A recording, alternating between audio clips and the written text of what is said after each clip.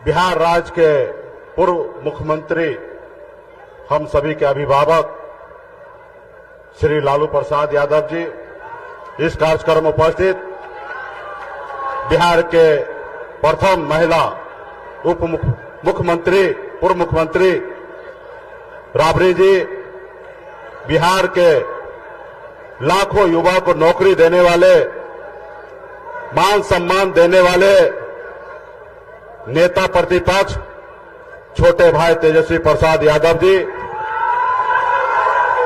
आप सभी के लोकप्रिय प्रत्याशी डॉक्टर बहन रोहिणी आचार्य जी, इस कार्यक्रम में उपस्थित बहन मीसा भारती जी, इस कार्यक्रम में उपस्थित पूर्व मुख्यमंत्री तेज प्रताप जी, अखिलेश यादव जी, कांग्रेस पार्टी के प्रदेश अध्यक्ष अब्दुल बारी सिद्दीकी साहब और बहुत सारे महागठबंधन, इंडिया गठबंधन के बहुत सारे नेतागण, इस सभा में उपस्थित बड़े संख्या में युवा साथी, माता बहन, सम्मानित गार्जियन, सभी को सन अपल्ला मुकेश सहनी की ओर से नमस्कार, प्रणाम।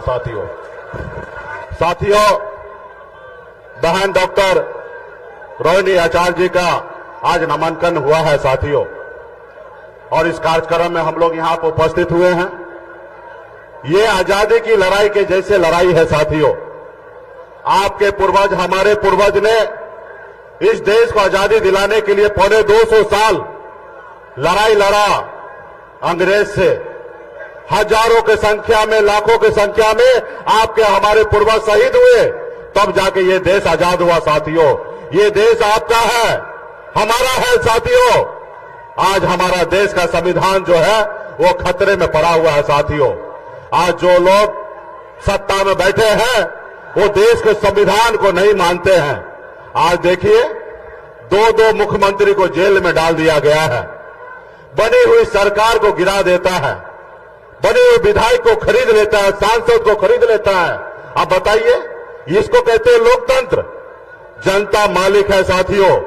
आपने जिस विधायक को जिताया, आपने जिस सांसद को जिताया, आप बताइए, किसी के पास पैसा आ गया तो क्या वो खरीद लेगा? क्या ये लोकतंत्र है? क्या इसमें आपका अपमान नहीं है? क्योंकि जनता मालिक है साथियों। बाबा साहब भीमराव अंबेडकर ने हमें जो संविधान बनाया है, आज उसी के दम पर मैं आज एक मल्ला का बेटा सीना चौड़ा करके आपके सामने में अपनी बात को रखने का अगर हैसियत रखता है तो ये बाबा साहब भीमराव अंबेडकर का दिया हुआ संविधान है साथियों। इसलिए साथियों, आपका आने वाला पीढ़ी अगर सर ऊंचा करके अगर बात करने का लायक रहे तो इसके लिए आप हमको संविधान को बचाना है साथियों, संविधान को बचाना है साथियों। आज देखिए, ऐसे लोग हैं कि किस तरीके से देश को कब्जा करते जा रहा है, किस तरीके से धंधा लो और चंदा मुझे दो, अगर चंदा नहीं दोगे तो जेल डाल दूंगा। इसलिए साथियों, आने वाला समय में बहुत बड़ी लड़ाई है। लोग कहते हैं ना, अपने दिल से जानो पराये दिल का हाल। मैं एक गरीब मछुआरा परिवार में जन्म लिया, ऐसा गरीब परिवार में जन्म लिया जहां अगर एक रोज पिताजी मछली ना मारे तो दूसरे रोज घर पे खाना नहीं बनता। इतने गरीब घर में मैंने जन्म लिया, लेकिन मैंने 18 साल की उम्र में गांव को छोड़कर बंबई जैसे शहर चला गया। वहां मेहनत किया, मजदूरी किया, 900 रुपया महीने पे नौकरी करता था, 30 रुपया रोज पे मजदूरी करता था, लेकिन मेहनत के दम पर बंबई जैसे शहर में मैंने कामयाबी का झंडा गाड़ा। उसके बाद मैंने देखा लोग चांद पे घर बनाने के लिए सोच रहा है, लेकिन आज भी हमारे लोगों के लिए इस धरती पर रहने के लिए घर नहीं है। मैंने बंबई का ऐशोआराम जिंदगी को छोड़कर 10 साल से बिहार में मैं संघर्ष कर रहा हूं, लड़ाई लड़ रहा हूं साथियों। आप सभी ने देखा 2020 में हमारी पार्टी ने, हमने 4 विधायक बनाया और बिहार में अपने दम पर मैं मंत्री बना और हमारे सहयोग से बिहार में सरकार बना।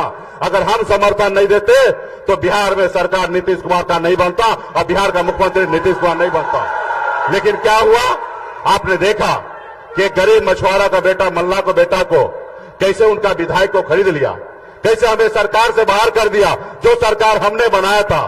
तो इसलिए साथियों, ये नहीं चाहता कि कोई गरीब का बेटा सर ऊंचा करके अपनी बात को रखे। ये चाहता है कि हर गरीब का बेटा, पिछड़ा बेटा, दलित का बेटा इनका गुलाम बना हुआ रहे। तो इसलिए साथियों, हमें आजादी की लड़ाई लड़ना है। आने वाले समय में फिर से हम आप लोगों के बीच में आएंगे। अभी कई जगह कार्यक्रम में जाना है और हमारे आदरणीय श्री लालू प्रसाद जी भी आप लोगों के बीच में बात को रखेंगे। हम सभी को उनको सुनना है, तो इसलिए साथियों बीच में हम लोग आते रहेंगे और हर गांव-गांव में जाकर, एक एक बूथ पर जाकर, एक एक जगह जाकर बहन रोहिणी आचार्य जी के लिए यहाँ पे लालटेन छापे वोट दिलाकर मजबूती से इसको जिताएंगे, ताकि इंडिया गठबंधन का सरकार हमारा दिल्ली में बन सके। इसके लिए बहुत